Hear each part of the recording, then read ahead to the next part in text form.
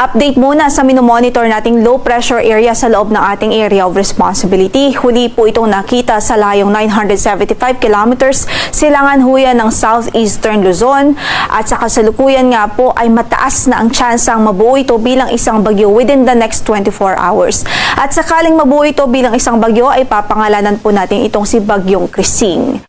Sa kasalukuyan, itong LPA ay nakakaapekto na po at nagdudulot ng mga pag-ulan sa Bicol Region, sa Eastern Visayas, maging dito po sa Dinagat Islands at Surigao del Norte.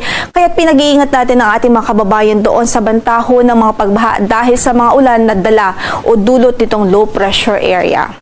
Samantala, yung habagat o southwest monsoon patuloy pa rin nakakaapekto sa natitirang bahagi ng bansa at magdudulot pa rin ho ito ng generally maulap na panahon at mataas na tsansa ng mga pag-ulan dito sa Metro Manila, Cavite, Laguna, Batangas, Mimaropa Region, sa natitirang bahagi pa ng Visayas at maging sa natitirang bahagi pa ng Mindanao.